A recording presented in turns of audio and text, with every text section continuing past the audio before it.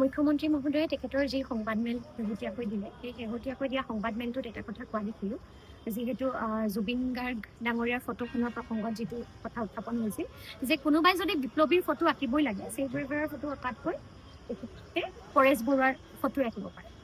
এতিয়া কথাটো হ'ল যে আলফা সংগঠনটোৰ প্ৰতি অসমৰ বহু মানুহৰ সমৰ্থন থাকিব পাৰে বা ৰাজহুৱাকৈ সেই সমৰ্থন প্ৰকাশ নকৰিলেও সেই সংগঠনটোৰ লগত এক আৱেগ জড়িত হৈ বহু মানুহৰ থাকিব পাৰে। থকাটো আমাৰ ঐতিহাসিক দিশৰ পৰাও বহুতৰ কাৰণে তাক ন্যায্যতা দিব পৰা যায় বা বিভিন্নজনে বিভিন্ন সেই প্ৰসংগত মন্তব্য কৰি থকাও দেখোঁ। কিন্তু এজন মুখ্যমন্ত্ৰী তেওঁ এটা কনষ্টিটিউচনেল পষ্টত আছে। এখন ৰাজ্যৰ এজন মুখ্যমন্ত্ৰী আজি হিমন্ত বিশ্ব শৰ্মাদেৱে যেতিয়া মুখ্যমন্ত্ৰী হিচাপে শপত গ্ৰহণ কৰিছিলে তেখেতে কৈছিলে যে ভাৰতৰ অখণ্ডতা আৰু সাৰ্বভৌমত্বৰ প্ৰতি তেখেত সদায় দায়বদ্ধ হৈ থাকিব। অখণ্ডতা আৰু সাৰ্বভৌমত্ব নষ্ট হোৱা কোনো কাম তেখেতে নিজেও কৰিব নোৱাৰে আৰু সেয়া তাৰ প্ৰতি তেওঁ দায়বদ্ধ। গতিকে কনষ্টিটিউচনেল পষ্ট এটা যিজন chief minister head of the state সেইজন মানুহে কেনেদৰে এটা বেণ্ড অৰ্গেনাইজেশ্যনক ছাপোৰ্ট কৰিব পাৰে।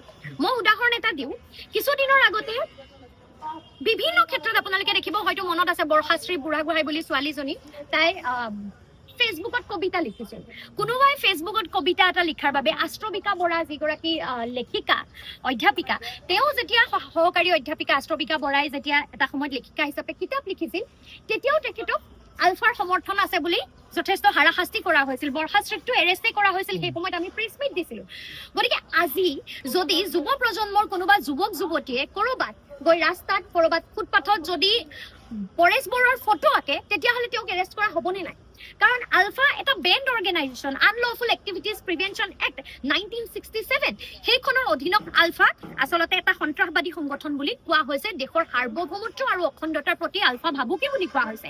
গতিকে এজন মুখ্যমন্ত্ৰীয়ে সেই যিটো বেণ্ড অৰ্গেনাইজেশ্যন লৰ অধীনত যিটো সংগঠনক সন্ত্ৰাসবাদী সংগঠন বুলি আখ্যা দিয়া হৈছে, যিটো সংগঠনৰ লগত আপুনি ফোনত যোগাযোগ ৰাখিব নোৱাৰে, ফোনৰ লগত টেলিফোনিক বাৰ্তালাপ কাৰোবাৰ থাকিলেও এৰেষ্ট কৰা হ'ব পাৰে, যিটো সংগঠনৰ লগত আপুনি কোনোবা ব্যক্তিৰ লগত যদি আপুনি যোগাযোগ কৰে লগালগ আপুনি UAPৰ অধীনত এৰেষ্ট হ'ব, NSAৰ অধীনত আপুনি এৰেষ্ট হ'ব।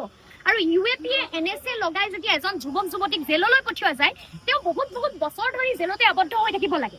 গতিকে তেনে এটা সংগঠনক যেতিয়া মুখ্যমন্ত্ৰী মহোদয়ে তেখেতৰ চফ্ট কৰ্ণাৰ প্ৰদৰ্শন কৰি কথা কয়, বহু যুৱক যুৱতী আজিৰ নতুন প্ৰজন্মৰ যুৱক যুৱতী যিসকলৰ মানসিকতাত অলপ বিপ্লৱিক এটা মানসিকতা আছে তেওঁলোকে ভাবিব যে আমিতো তেতিয়াহ'লে পৰেশ বৰুৱাৰ ছবি আঁকো।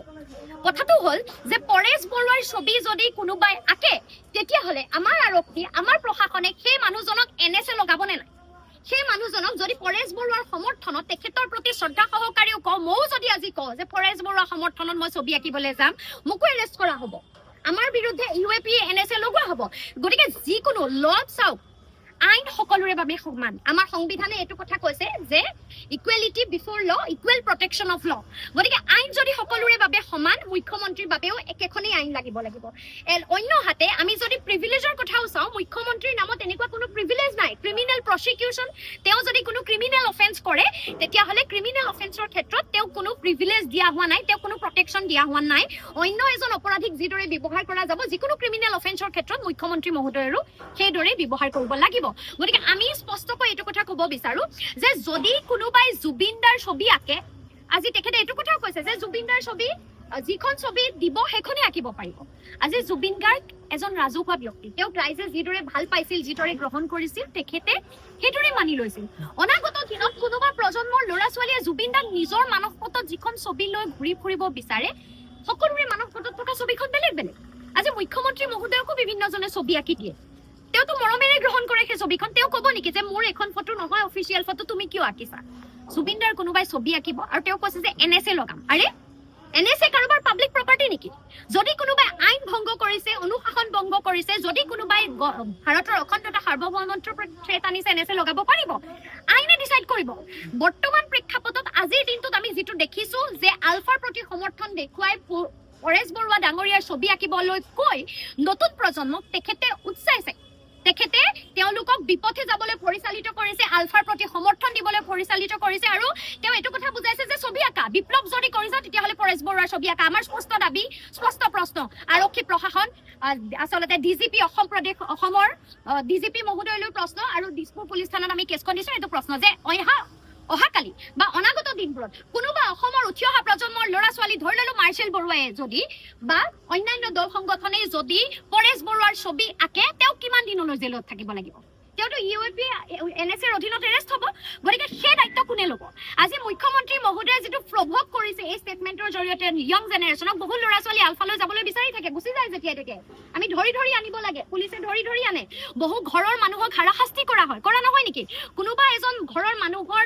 সঞ্জীৱ বুলি যিজন গুৱাহাটী বিশ্ববিদ্যালয়ৰ ছাত্ৰ আছিলে তেওঁ বহুত বছৰ জেলত থাকিলে থকা নাই নে কিয় কাৰণ তেওঁ আলফাৰ লগত এটা সম্পৰ্ক আছিল বুলি এটা মেছেজ ওলালে বা ক্ষেত্ৰৰ বিষয়ত কিছুমান প্ৰমাণ পোৱা গ'ল গতিকে এজন বিশ্ববিদ্যালয়ত পঢ়ি থকা সম্ভাৱনাপূৰ্ণ ছাত্ৰৰ গোটেই ভৱিষ্যত নষ্ট হৈ গৈছে তেওঁ জেলৰ পৰা পিছৰ পৰ্যায়ত পৰীক্ষা দিছে গতিকে তেনে এটা সংগঠনক পাব্লিকলি অন ৰেকৰ্ড কেমেৰাৰ সন্মুখত প্ৰেছ মিট দি এখন দেশৰ চিফ মিনিষ্টাৰে যেতিয়া পাব্লিক ষ্টেটমেণ্ট দিয়ে তেওঁ ডাইৰেক্টলি এটা প্ৰমোশ্যন কৰিছে সেই যিটো আনলফুল এক্টিভিটিজ প্ৰিভেনশ্যন এক্টৰ আণ্ডাৰত বেন কৰি থোৱা অৰ্গেনাইজেশ্যন সেই অৰ্গেনাইজেশ্যনটোৰ প্ৰমোশ্যন কৰিছে সেই ষ্টেটমেণ্টৰ জৰিয়তে নতুন প্ৰজন্মক তেওঁ প্ৰভোক কৰিছে যাতে নতুন প্ৰজন্মই গৈ ছবি আঁকক পৰেশ বৰুৱা আৰু তাৰ পাছত যেতিয়া সেই ল'ৰা ছোৱালীবোৰক জেললৈ লৈ যোৱা যাব তেওঁ তাৰ কাৰণে ৰেছপনচিবিলিটি ল'বনে নাই আমি আৰক্ষী প্ৰশাসন ডিজিপি মহোদয়ক এইটো স্পষ্টকৈ কওঁ যদি কাইলে কোনোবাই আলফাৰ নামত কবিতা লিখিলে কোনোবাই ছবি আঁকিলে কোনোবাই আচলতে আলফাৰ প্ৰতি সমৰ্থনৰ এটা বাক্য লিখিলে এৰেষ্ট কৰে তেতিয়াহ'লে মুখ্যমন্ত্ৰী মহোদয়ৰ এই পাব্লিক ষ্টেটমেণ্টৰ ক্ষেত্ৰত